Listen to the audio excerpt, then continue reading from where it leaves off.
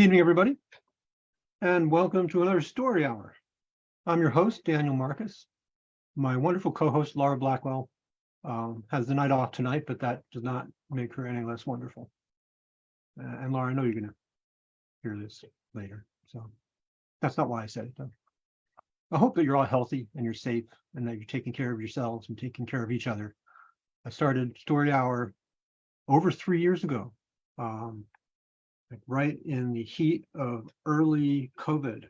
And my intention was to create a space where my writer friends and I could get together and share our work with each other and just have some community in a deeply weird time. Sadly, times are still deeply weird, but Story Hour continues. The way I like to think of Story Hour is that this is a really ancient and time-honored form of entertainment, which is folks sitting around a fire telling lies to each other. And so every week, we've got two authors, about 30 minutes each, doing exactly that. Tonight, we are really happy and honored to have Donyae Coles and Samuel Marzioli. I'm also very happy to announce that we've received a SIFWA Givers Grant for 2023 so that we can continue to keep the lights on and keep these virtual rooms open so that we can bring you what we really like to think of is some of the best in spoken word speculative fiction you can get anywhere. It's our custom to ask authors to indicate a worthy cause for us to call your attention to. And if you're fortunate enough to be able to help, to do that. Before I go to the author's recommendations, Story Hour would like to call your attention to how you can support the writers on the front lines of the WGA strike.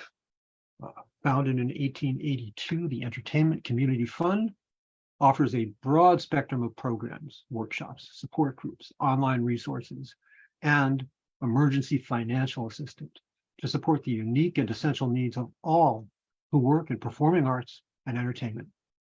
They assist everyone working in theater, film, television, radio, music, dance, opera, and circus, whether on stage or on camera or behind the scenes. They have offices in New York and Chicago and LA, and these programs help people across the country to solve problems and make positive changes in their lives. And they are kind of on the front lines in supporting the WGA strikers. So that's entertainmentcommunity.org. Donyae Coles is reading tonight for Planned Parenthood. This is a truly essential organization providing, we all know what they do, right?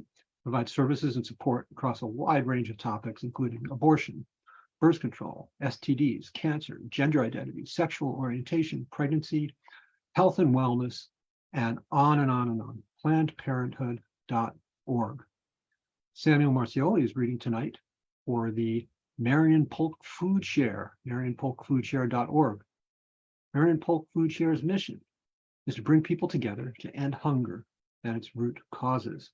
And they distribute nutritious food for individuals and families to more than 100 local partners, including food pantries, meal sites, and they deliver Meals on Wheels to homebound seniors and adults with disabilities. They operate an urban farm and support a network of community gardens that connect people with their food. And they mobilize community members to address systemic issues that lead to hunger. Thousands and thousands of local volunteers, advocates, and donors bring their mission to life every day. So keep all those in mind. If you can actively support financially, great. If not, just be aware and spread the word. So we're going to start the program tonight with Donyae Coles. Donyae Coles is a weird horror writer whose work has appeared in a number of anthologies and magazines. Her debut novel, Midnight Rooms, is being released this year, 2023. Her work deals with the cosmic all the way down to everyday little terrors. You can find more of her pieces on her website and follow her on Twitter at OKOKNO. Her poetry was just nominated for a Ristling Award. Congratulations. Donyae, take it away. Hi, thank you. Okay, so tonight I'm reading an unpublished piece called Last Night at the Blue Lion. I have not checked this for typos, so we're going to find out together. Blue Lion stole the sun heat from Nikki's skin as soon as she passed through the doors and into the building. There were only 2 of the original glass ones left. The rest had been broken out and boarded up, tagged with spray paint, probably by the same kids that had busted out the glass to begin with. Thin streams of white light came through them, cut lines on the floor of the plaza, reminding her that there was a world outside. The road wasn't far, just past the parking lot, but the sound of the highway sunk down to a dull growl past the doors, made the building sound like something asleep. The trill high ring of a payphone, made ghostly by air, made her stop, listen. It ended suddenly, left behind only the musty air tainted with mildew from the never-ending leaks. In the streaks of light, a glittering spot on the floor. Nikki crouched, scooped it up with 2 fingers, a token from the arcade, silver and almost new-looking. An extra life, a souvenir of a life before. She ran her thumb over the familiar line form. Useless. The arcade was shut down. She couldn't wait to ditch this place. Coy made his way to her pocket. Habit, forgotten a moment later. Late for work and she should run, but there was no running in the mall. Not that it mattered anyway. Nikki was done, but she walked anyway. Habit was hard to break. The mall map stood as useless as it had since the first day she started the job, outdated even before the place had shuttered.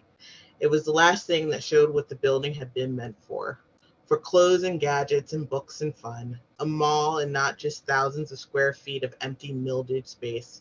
Even if she'd never been there though, she didn't need it, the map. Everyone knew the food court was always in the middle of the mall. A line of kiosks, bare of their DVDs or sunglasses or whatever it was they had sold before, were placed like markers guiding her to her destination.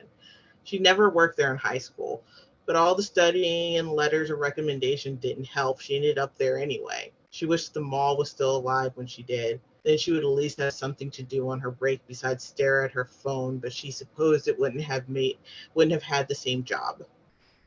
A ghost kitchen. She read about it before she started the gig. A new way to use a dead mall, make something useful out of the fryers and ovens and infrastructure that the place already had. BFit 100 sold burgers, but there were talks that they were going to start doing pasta too, under a different name. The tiles sucked at her shoes, floor kissing sole with every step. Sticky residue covered most of the ground, and Nikki tried not to think too much about it. There was a leak, many leaks, and not much foot traffic. She took her shoes off before she walked into her house at the end of her shift. The kiosk ended. Plastic palm trees decorated the floor between shops, a weak imitation of an outside space. The same ones that had been there when she was 5, 15, and now 33. And back at home again, back at the same mall. Different but exactly the same because plastic doesn't age, doesn't grow, doesn't decay, and break down the way people do, the way buildings do. The shops were empty, beyond empty. The shelves and fixtures were ripped out of the walls and the floor where they could be. Abandoned when techie and okay, abandoned when techie and that was worse. That was more of a reminder of what it had been. The metal grates were pulled down on some of them out of habit. There was no other reason. There was nothing left to steal. She remembered what they used to be. Some of them had different names above the door from when she was a teen, but Nikki remembered what they had been. Sneaker Tower, where she got gym shoes every year. Daisy Maisie, where she got her ears pierced for the second time and tried cheap makeup with her friends. Alt Cloth, where she tested out different personalities in the form of t-shirts. Further down on the other side of the food court, there was a movie theater and an arcade where she hung out, a catch-all for whatever it is that kids do when they don't have anything else to do, until she was too old to hang out. But now she was back to work there, an in-between job, the between created by school and a real job, which BFit 100 certainly was not, the adult version of hanging out. A trill ring of a phone, 3 high tones, then nothing. In the month she had been at the mall as an employee, she hadn't seen anyone else. Just her fellow chefs and the drivers that came for the orders. No guards, no maintenance, even though there were supposed to still be those things, for their safety. But the broken out windows and otherwise, the human damage didn't extend to the inside. That was all. That was all the time, or maybe the building was shoddy from the get-go. The leaks in the settling foundation did their own work, but there wasn't any graffiti, vandalism, nothing on the inside, as pristine as a dead place could be. She stopped to check her reflection in the glass of one of the larger empty storefronts, like there was someone cute waiting for her at the food court, instead of just another cook behind the counter. There weren't even any tables to wait at, not anymore, but it was habit. She'd always stop there to look, because there was always someone to meet in the food court. Short, round figure, her dark skin lost in the dark of the reflection, just her clothing, loose gray pants, baggy white t-shirt, and a bright floral head wrap showed up, and even they were smoky, unfocused. Satisfied, she walked through the way, the smell of cooking oil hitting her nose all at once. Empty counters, the registers oddly still in place. Empty, she checked them. They'd all checked them, not so much as a silver token in a single one. Old menus lit up proclaiming deals on meals that had long since expired. Pizza, Chinese, and fresh. And neon lights splashed across the wall, along with abstract shapes and lines. The stylish 90s futures decades out of date. Only one kitchen functioned. Her kitchen. A payphone rang further away 4 times, then stopped. Jaden looked up from the fryer, dark brows pulled together, a frown on his face. You get here faster if you just came through the back, he scolded, like he had 10 years plus of life over her instead of the other way around. Nah, that's just creepy and it smells, she responded before pulling her body over the red chip counter and dropping to the floor in the kitchen. I told you to stop doing that, he complained. You'll get in trouble. If I do, I know who ratted me out, she said, stretching before donning her apron and taking her place on the line. She liked working with Jaden, thin and tall with dark hair, beige skin, and doe brown eyes. The kitchen and beef at 100, clearly his first job, and he took it very seriously. Not like Nikki, who had been around the block more than a few times and knew the score. She lied about having experience in the kitchen to land the gig at slightly higher pay, but it didn't matter. She couldn't mess up burgers and fries, and that was all they really made on site. Everything else came in pre-mixed and ready to be heated. Not exactly the nostalgic greasy spoon mill that the app promised customers, but that wasn't Nikki's problem. All she needed to be concerned with was getting the orders out. The machine coughed up tickets. They took turns running completed orders out to drivers so they didn't have to come all the way into the building, get lost in the back halls of the place. They had signs, but they kept falling off, melting down to pulp on the wet floor. Tape wouldn't stick to the damp concrete. So they started walking them back. Easier that way. Your turn, Jaden hummed at the grill. Serious, always so serious. She wondered if he acted like that because he was supposed to be the oldest, 19 or 20, presiding over a gaggle of hormone high teenagers, instead of being the baby of all the grown-ups in their 2 and 3-person shifts. I'm going, she grunted, snatching the paper bag with his completed order and slinking to the back. She hated the black hall.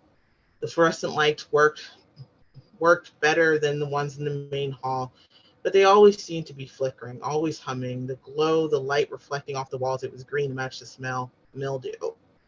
It had that feeling of underground, but it wasn't. The food court was the main floor, and so were all the kitchens, but the hallway and the back passages, part of the secret unseen guts that connected all the spaces of the mall. Keep the shoppers from seeing deliveries and cleaners and storage. But there were no shoppers now. Everything was storage, except for the kitchen, her kitchen, the ghost kitchen. All of the kitchens opened in the back there, though in use or not. There was also an employee bathroom there, but she tried not to pee if she could help it. The other thing she liked about working with Jaden, he took more turns running food than she did. He had a lot of energy. He was young. She, not so much. A swinging darkness in the corner of her eyes, and she turned to it, heart pulled tight in her chest. The door for one of the other eateries, the Chinese place. What used to be the Chinese place, swinging like someone just walked through, but she and Jaden were the only ones there. Hey, a voice, not Jaden, spun her around, a driver. God, I've been waiting forever. Sorry, I was just bringing it, she said. She held out the bag to the woman, another black girl, probably her age, hair pulled back, wearing sweats, might as well be comfortable. The woman frowned. You know, they blame me if the shit's cold. Yeah, that's not right, but this just came off the grill, so it'll be warm. She didn't argue about taking too much time. The driver was in a rush. They were always in a rush.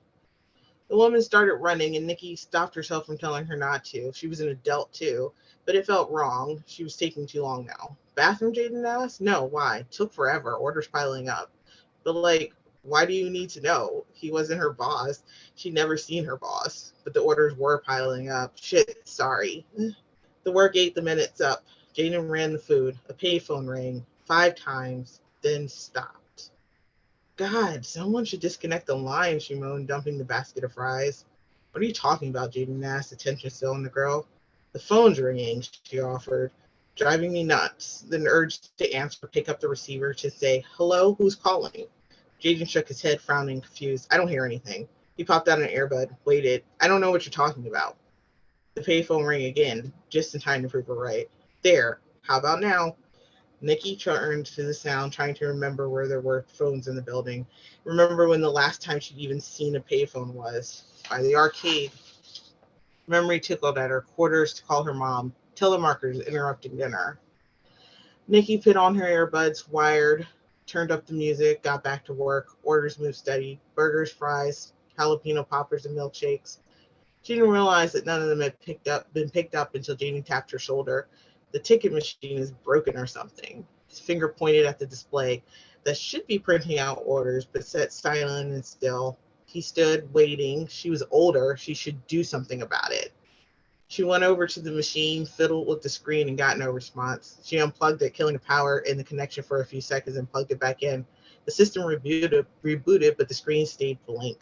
Then she saw the line of completed orders, bags stacked on top of bags. The fries priced with long, greasy prints on the paper. There was no more space on the counter. The payphone rang, didn't stop. Fuck, I don't know what to do. I'll call them. She dialed the number on the box, used her own phone, the other ringing in the distance. A bored but friendly voice answered.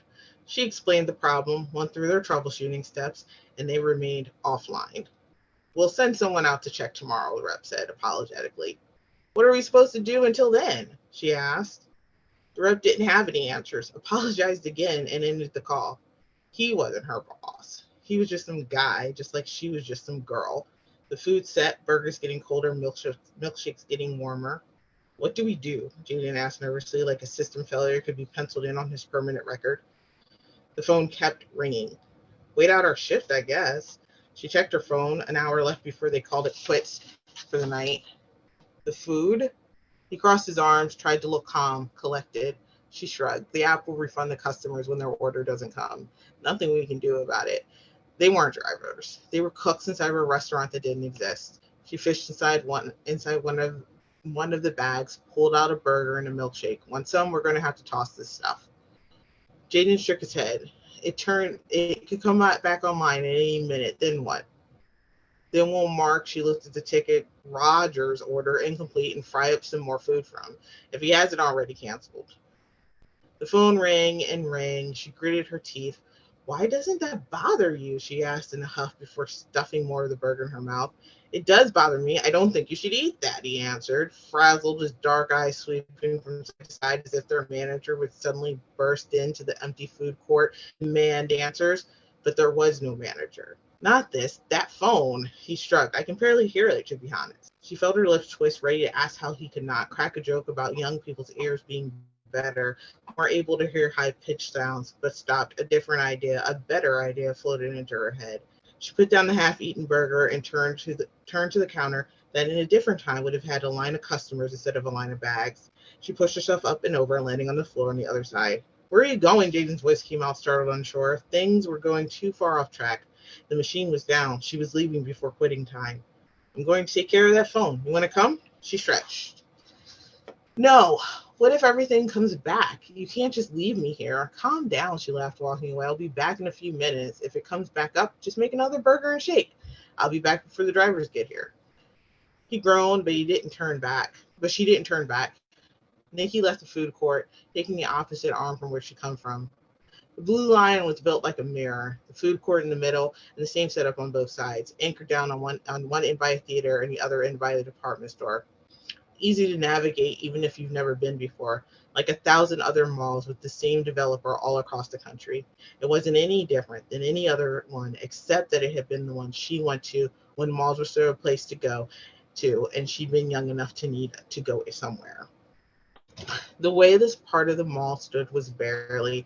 The tiles of the ceiling had fallen to leaks. The buckets meant to catch them long overflowed in sets filled with stagnant water. The sucking kiss of the floor was worse than it was in the front. She couldn't avoid the reality of the decay. The overpowering smell of rotted drywall filled her nose, denser the further she traveled into the other side, and the phone rang louder. Glass glittered in the darkness of the shops, with only the fixture still left. Scattered over the floor, moldy cards, tickets, and pamphlets from businesses that went belly up over a decade ago. A nail salon, a jersey store, an airbrush place. No grates here. The entrances gaped open and dark with a shadow that seemed solid. It felt like they stared back at her as she passed, but she knew the space well. Had spent more time in it than the food court. The arcade. It still waited in the distance, the space for it anyway. She recognized the blue-purple glow of lights. Like the rest of the building, the electric still ran. Bright in the murky hall full of the empty shops as she passed. Someone must change the lights when they burn out, she wondered who. She wondered if neon ever burnt out. The ones in the food court hadn't. The phone would be across from here. Knew it could only be that one, the one she'd always used, the others had once been on the walls were gone, ripped out like they had then ripped out like the one that still rang should have been. I used to call my mom from there, she thought. But that was years ago, and she stopped coming long before it closed. Grew up, grew out, but it was still there. The phone, the arcade, the blue lion, her. Closer now, the feel of the ground changed under her feet. The suck became a crunch, and she looked down to find hundreds of tokens, dark and tarnished by the moisture in the air, scattered across the floor, like the arcade vomited them out. She swept her foot over them, looking for a clean one, finding them under a top layer of grime, testing how far the decay went. A crunching sound, a footstep on the same coins she stood on. She spun, nearly slipping on the wet pile of metal to find no one. Nothing in the hall, just the empty shops. I'm freaking myself out, she mumbled. The phone went she thought it would be in front of the arcade. The last one, just beyond it were another set of doors, or it had been doors. Like the ones in the front, they had been broken out. She could see the glass still on the floor, but they, the owners, had chosen to completely board and chain them shut. She looked up into the arcade, found it as empty as everything else, save for some booths in the ticket counter. All the games were gone. Disappointment filled her belly. For a moment, she thought she would see it just as it had been, just like she remembered it. She needed to answer the phone. She'd forgotten how large and heavy payphones were. It had been so long since she'd seen one in real life. The phone rang loud and high, like a cold, clammy hand. Her hand reached forward and picked up the receiver. Silence. She held the black plastic, her fist wrapped around it, stunned, waiting for it to ring again. Rip it out, rip it out, rip it out. Her mind screamed, but her body followed the same path as it always did, with the phone in her hand. Habit. Hello? Music came through the line.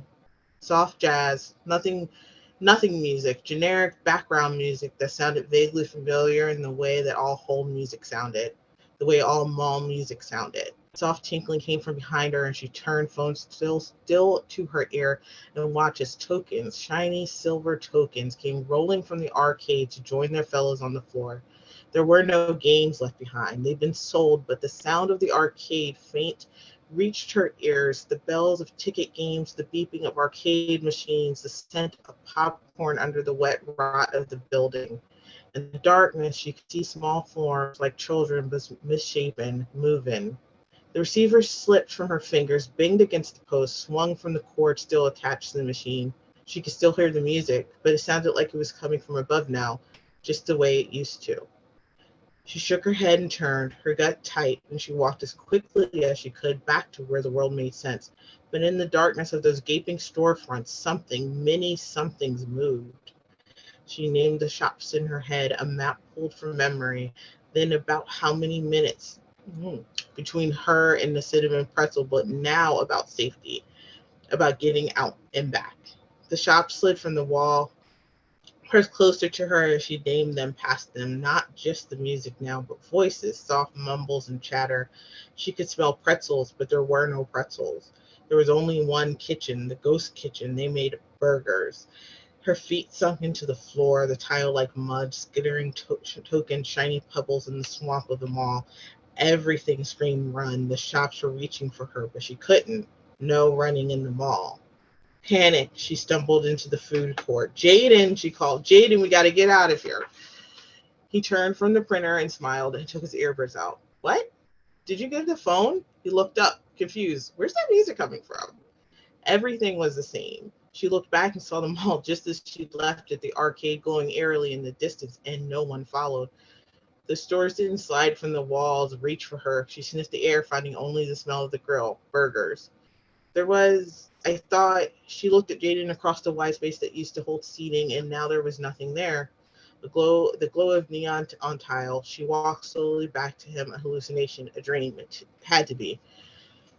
He shook his head, confused. Did you find the sound system? I should record this. I can sample it. You okay? Yeah, I just need some air. The sound system. Was there music?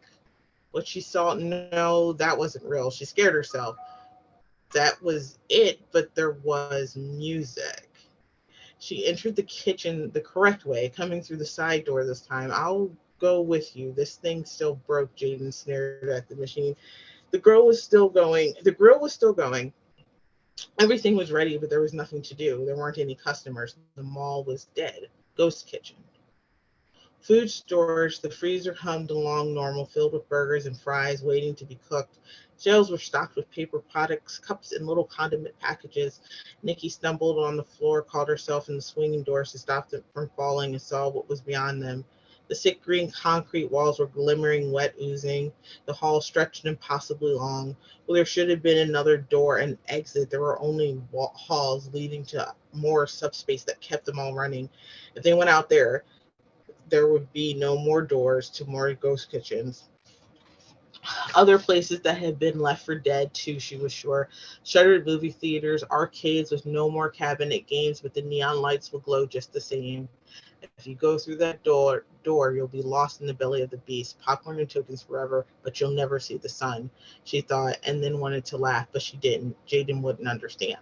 Did it rain? Jaden asked, confused, refusing to believe. Moving forward, she grabbed him with both hands. No, she said softly, wide-eyed. We shouldn't be here. We're not supposed to be here. No one is supposed to be here.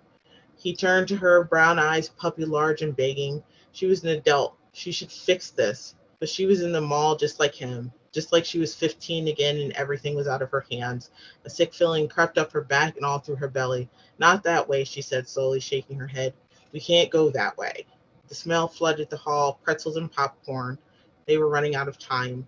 There was something there through the door. She saw it before the last Dasher ran. Did I see her leave? Oh God, did I see her leave? Unformed, a fog where there shouldn't be anything at all. She went to rub her eyes and make them go away. She walked backwards, slowly pulling Jaden with her until they both slipped back through the kitchen door and it swung shut. He stopped at the kitchen next to theirs, roared to life, and then the rest all along the line. Burners turned to full power. The scent of pizza and Chinese filled the air, mingled with pretzel smell that followed her. Jaden screamed, grabbed tight to her. Oh fuck, gas leak. He pulled back towards the hall, back to where the horrible shadow was, back the way the mall wanted them to go, into its guts so that they could be its workers, its customers, its mill. Not that way. Come on, don't run. This way, Nikki said, pulling him along. Still holding him, she led him out like a child out of the food court. She held his hand. No, you can't go, she was galore. No stopping at KK Candy. Stop. Not today. We have to go, her voice. She couldn't run, understood it by instinct, that whatever guarded this place wouldn't just yell for her to stop, to walk. It would take her, drag her down to security, and never let her go. Held Jaden tight so he would walk too, because he didn't know the rules, hadn't grown up when she did, and she could feel him, animal scared, intense, ready to break free, but trusting, so trusting, because she was an adult. The blue line came alive again, almost like she remembered. Lights, weak but there, had come on in the shops, moldy stock left behind and forgotten, clothing, shoes, junk collectibles spilled onto the floors. It crawled, searching for a place to hang, a body to wear it. Faintly she could hear people, see flickers of mist that were nearly human, nearly alive, but not. Memories. Ghosts. She held on to Jaden and walked by him. The shutters of the old kiosks and the grates on the shops that had them rattled begging her to look, to come see what they offered, to stay. It pulled towards her as she passed, walls sliding, plastic trees bending, bowing, breaking. The glass doors, the only two left, orange light from the parking lot streaming through them. So close, she couldn't run, could feel the eyes, if they could be called eyes on her, knew it would catch her that much quicker if she did. Nikki and Jaden's feet touched concrete, still the mall property, but not in the mall, and their bodies took over, sprinting, galloping, stumbling but gone across the lot. Clumsy, they sheltered in a pool of orange light, away from the building and the safety of the parking lot, with the outside world, the real world, a stone throws away. Neither sure that neither sure what they'd seen, but Jaden, who hadn't grown up with the mall, not properly, not like Nikki had, even less sure. She turned back as the glass door swung closed. Nikki watched as the weak lights inside the blue line were swallowed by misty darkness and pressed into the last two doors so hard that the glass shattered. They'll board theirs up too, she thought. And then no one will come here and everyone will forget. Frantic, wild imagining. For a moment, it stared into her and she felt a wave of the familiar from it, like the music on the line, like the outline of the coin in her pocket. Then it flickered, retreated back into what it had always been, just a building, the mall, her mall. Later, after she dropped Jaden off at home, after she slept and the sun was up and she could believe it all had been some terrible hallucination brought on by breathing in mold and asbestos, her father told her the mall had burned down. Ghastly, can you believe it? Good thing you left early, he said. Yeah, she agreed. She found the token in her pocket weeks after, burnt black, and cried. The end. Thank you so much, Donyae. Man, abandoned public spaces are just infinitely creepy. You really captured that. Thank you so much. That was lovely. Thank you And so thank you much. also for reading a unpublished so far piece. And I'm quite certain that it won't remain unpublished for long. I don't think it really. So thank you Thank so much. you. It is our custom here at Story Hour just to take a moment to let the story just kind of resonate and breathe, and we can breathe before we move on to the next writer. So we're just going to do that. We're going to take a sec and just regroup.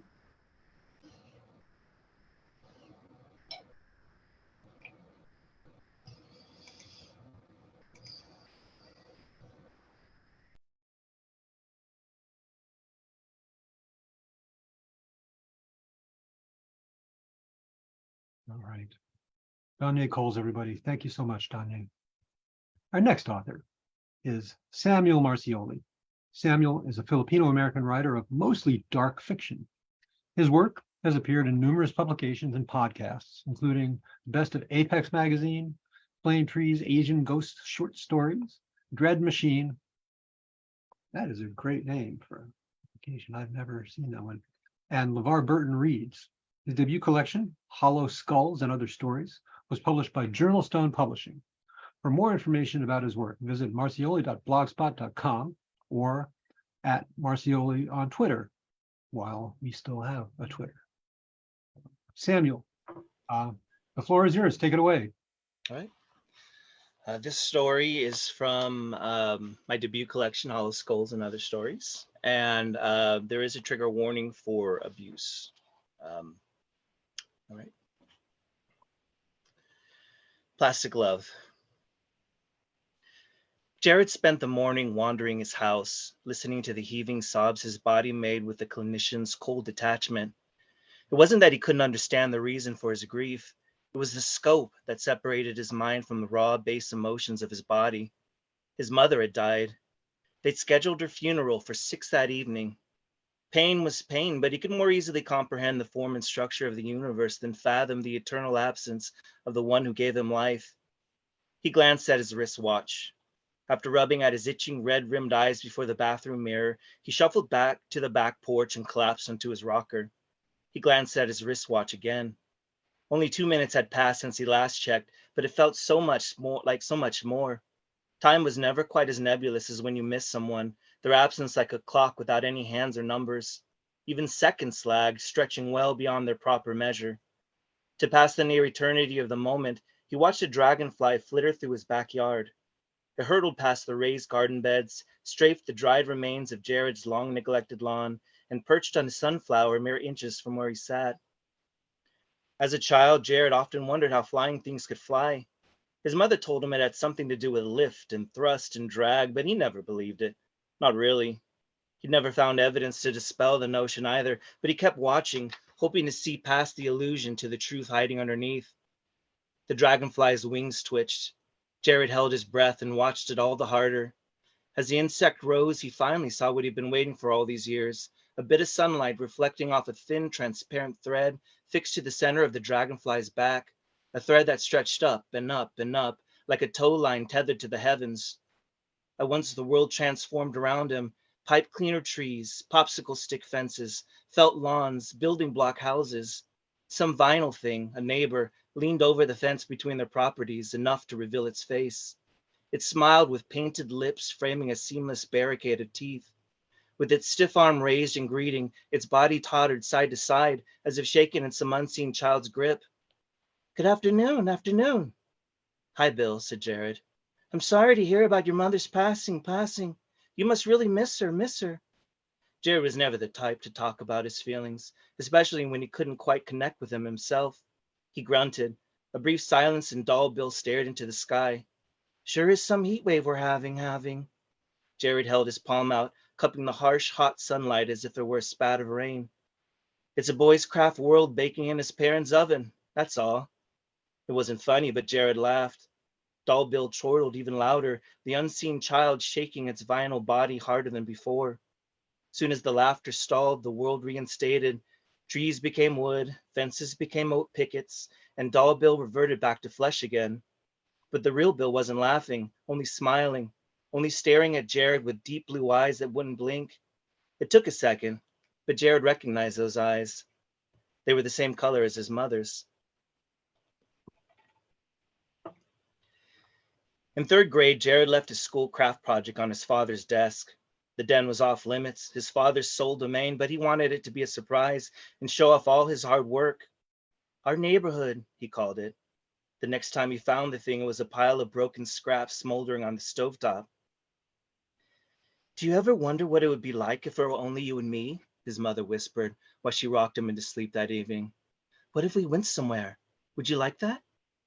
Where would we go? Asked Jared, still devastated by his loss. His mother shrugged, eyebrows furrowed, face full of quiet contemplation. Who cares, so long as we're together?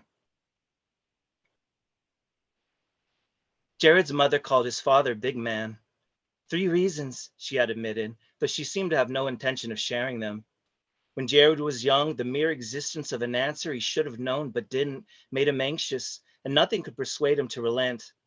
For months he tried to guess her reasons, sometimes pacing through the living room, sometimes lying on the couch or sprawled out on his bed. When he thought of something, he'd tear through the house until he found her, a grin heralding his purpose before he even spoke. Was it because no matter how far he reached his arms around his father, he could never touch his fingers on the other side? Was it because he had to step up on his tippy toes and tilt his head back to look into his father's eyes?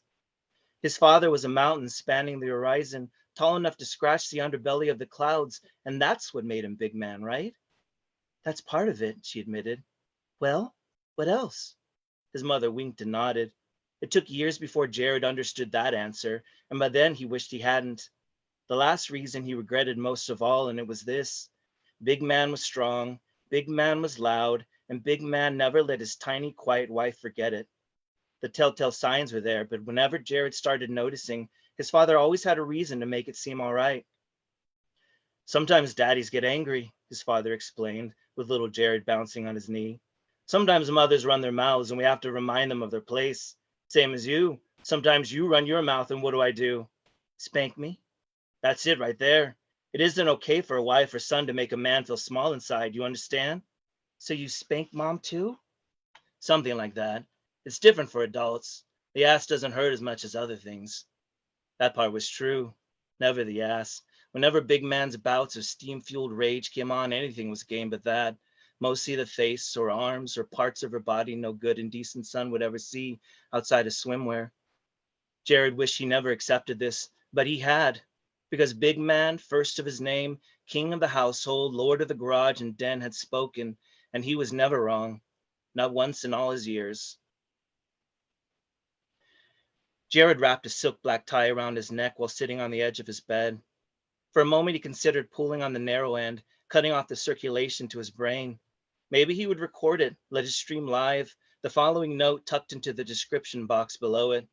See the incredible choking man, watch him swell, watch his face redden, watch white flecks of spit spray from his mouth and the drool run down his chin until he's dead, dead, dead.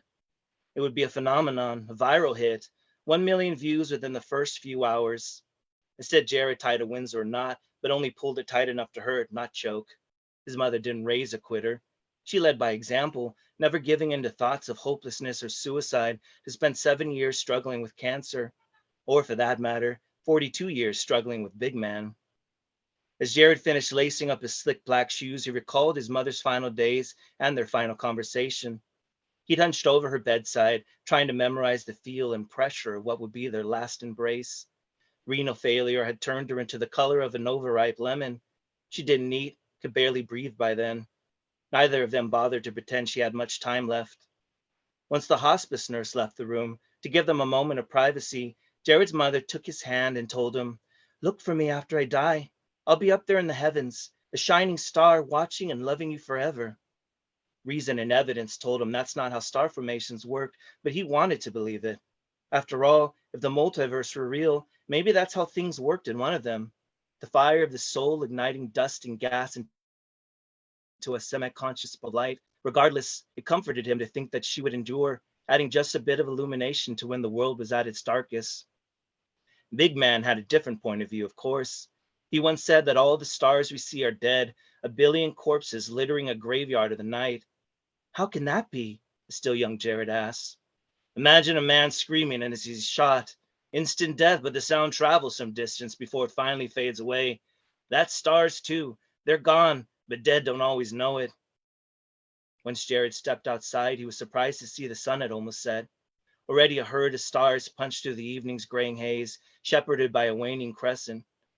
The sodium glow of street lamps lined both sides of the street, like torches lit in honor of the daylight's early passing. Before he climbed into his car, he spotted the dragonfly on a thread again. This time it hovered above his head and then darted, rounding the corner of his house. The world transformed. Clouds of cotton balls, gray construction paper sky, and all the houses made of plastic logs that snapped together.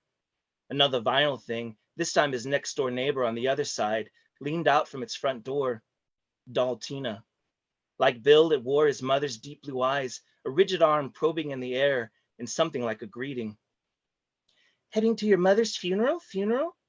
Yeah, said Jared. He never told Tina that his mother had died. He never told Bill either, but with everything that was happening that day, it seemed like such a minor detail to protest. The whole family's coming. Uncles and aunts that never call or visit, cousins I haven't seen since they were born. Should be fun. Daltina watched him, its pale face accented by the stark black of its polyester hair. It leaned farther out the door and its bathrobe slipped open. A black and blue marble glaze covered its exposed body, painted bruises accented by a red lump fixed halfway between the smooth surface of its breast and the barest dimple of its navel. It quickly covered up. On a lighter note, got any plans for this weekend? Jared struck his car's hood with the flat of his palm, his mood balanced on the fine line between grief and guilt, regret and anger. The young boy only wants to play, but all his toys were melted. This time he didn't laugh. Neither did Daltina. He closed his eyes, tried to clear the thick malaise his thoughts trudged through, and when he opened them again, the vinyl thing had vanished. Tina's door was shut, her house lights off, and all the curtains drawn up tight. He grimaced, didn't wait around long enough to find out what would happen next.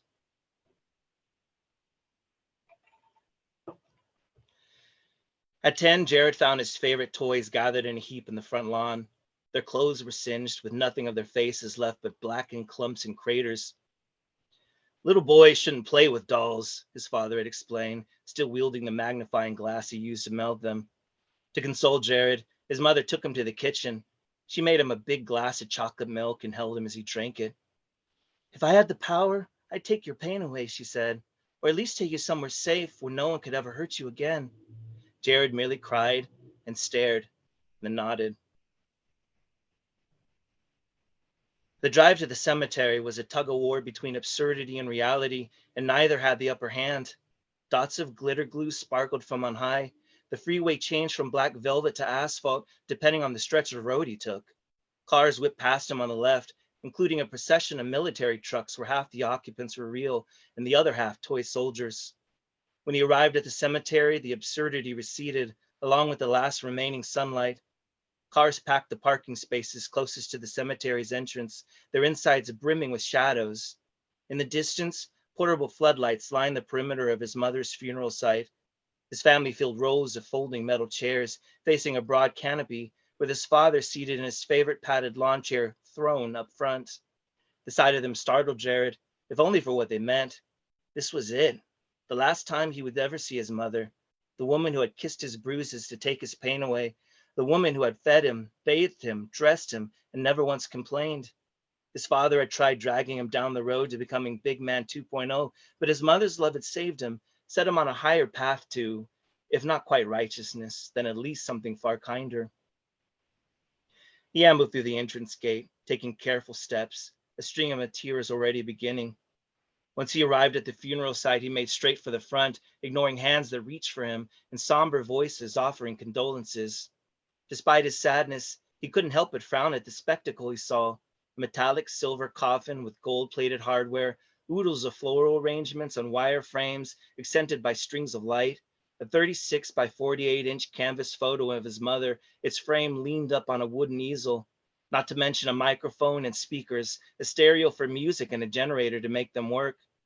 His mother hadn't said much about her funeral expectations, but she had said this: "Wrap me in a newspaper and toss me in a hole.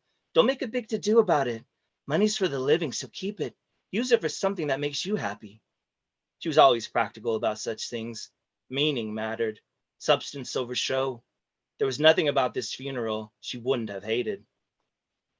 Jared rounded on his father, the sun-dried grass crackling beneath his stomping feet.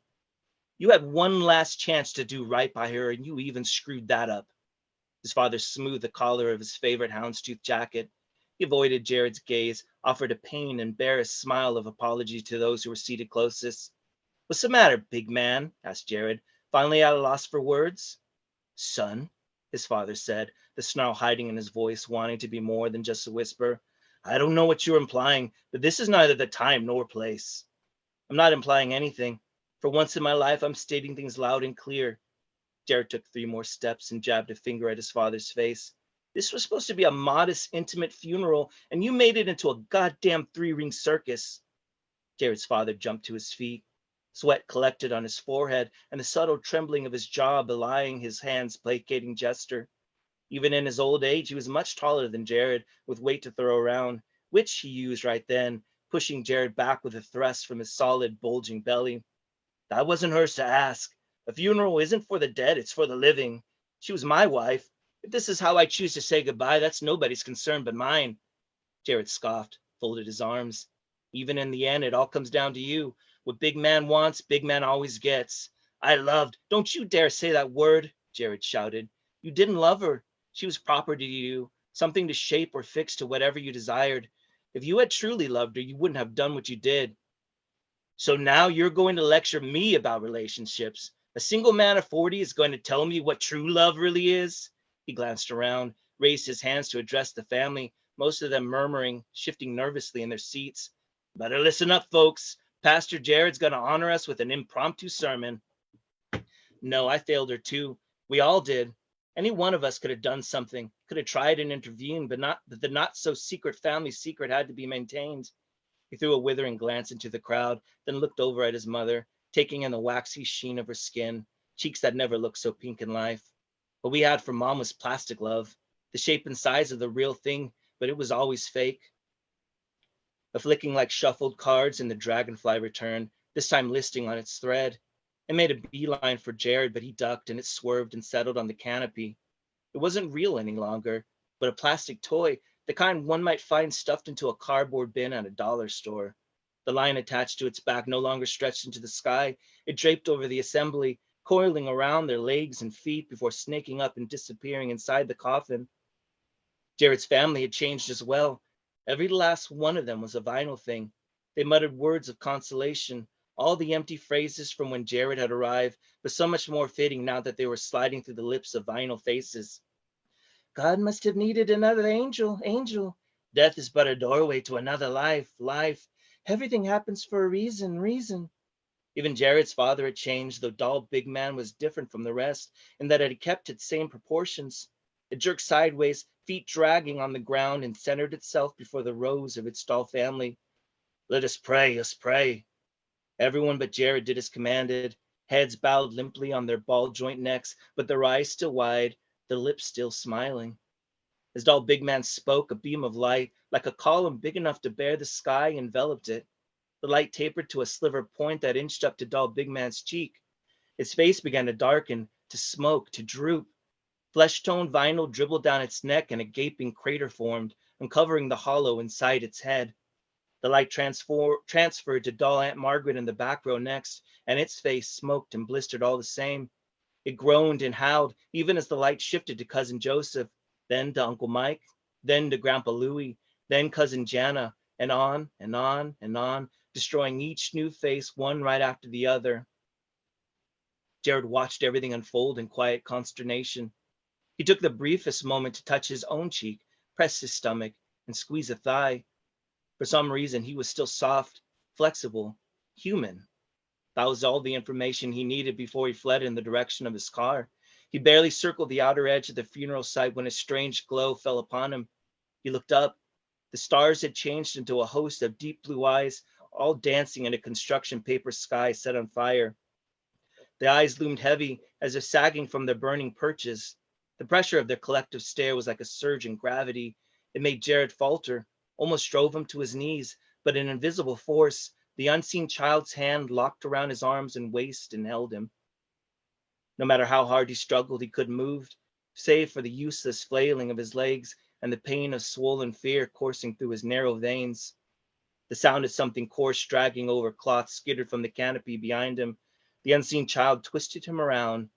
His mother now sat upright in her coffin, slumped to one side, as if she had woken from a sleep but wasn't fully conscious. Somehow she'd returned. Somehow she was alive.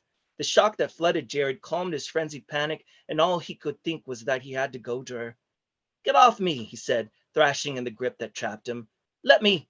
His body rose, hovered inches above the ground. Slowly, he drifted toward his mother's coffin. Mom, it's me, Jared. At the sound of his voice, his mother's eyelids fluttered. Mom, I'm here. Her eyelids snapped open. Behind the spurs of her transparent eye caps, darkness stirred inside of empty sockets. She beckoned with a finger. A thin, crooked smile spread across her face, but then her lower jaw fell wide, revealing the frayed ends of threads meant to cinch her mouth shut. My son, my son, Jared screamed. The groans and shrieks of his melting family crescendoed, merging with his pleas for help, enveloping his body until it was all he heard, all he felt, the only thing he knew. As he drifted ever closer to the coffin, his mother's eager gaze devoured him. She reached out, body shaking, fingers curling, every muscle straining as if for one more last embrace. They had a dog named Molly, a long-haired Shih Tzu that wore a pink bow tie in the center of its head. Big Man always screamed at Molly for defecating on the lawn. And then one day, he drove her to the local vet on the pretense of vaccinations. She never came home again. Jared's mother got another bruise for threatening to leave that night. She called to Jared when Big Man left the house to cool down and calm his nerves. But Jared hid, refused to go to her, wouldn't do more than listen to her cry. All the while he wondered why she always had to start things, why she always had to make his father feel so mad. Jared slumped halfway into the coffin, his feet the only anchor to solid ground. His mother's arms enfolded him, but it was nothing like a vengeful corpse ravaging its victim. There was tenderness to her touch, a pressure that Jared recognized as uniquely hers. He didn't have the heart to struggle, so he let go, gave up, yielded to her embrace. I'm sorry, Mom, he said, voice so soft he could barely feel it passing from his throat. Time passed in spurts and stutters, its measure lost within the tumult of his guilt and sadness. But he knew the world had changed back again when his mother went slack within his arms and the strength and warmth bled out of her. A gasp escaped him when he turned and saw the devastation of his family. Only half of the attendants had survived. They kneeled beside the bodies of the newly dead, eyes averted from the charcoal holes that had once been their loved ones' faces. Whether from shock or grief or some invisible force only they could feel, no one moved when Jared stooped to heave his mother's body. And when he carried her like a baby in his arms across the cemetery grounds, none of them protested or even made a sound. He had no idea where he was going, but he knew he had to take his mother far away. He'd find a better place to bury her, some isolated woods beyond the city limits, where litter fall would hide the loose dirt of her grave, and only a single stone would mark her place. She'd like that. A modest funeral was the only thing she'd wanted, apart from the years of aching need to get away. I'm so sorry, he said, but it'll get better from here on out. It'll be exactly like you wanted, just you and me together. As he shuffled farther from the glare of the funeral's light, he tried not to notice the smile tucked into the corner of his mother's lips or the length of thread clasped inside her hand. Something small and plastic scuffled through the grass behind him, but he ignored that too. For once, he didn't need to know the answer. He kept his focus solely on his progress, dodging the deep black shadows of trees and tombstones, threading farther into the darkness of a starless, moonless night.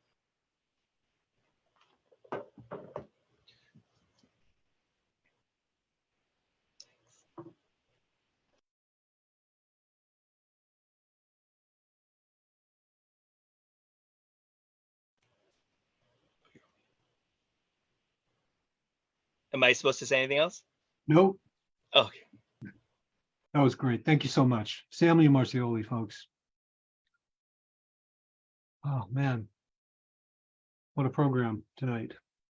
Donyae Coles, Samuel Marzioli, thank you so much for sharing your work with us tonight, Story Hour. Really great work. Thank you. I want to thank our authors, of course, all of you for coming back every week, and my fabulous co-host, Laura Blackwell, who I expect will be back next week, joining us again. As I said, she has the night off. Next week, we have Michael Marion and ML Christian. So please come back. Till then, take care of yourselves, take care of each other, and we'll see you soon. Good night, everybody.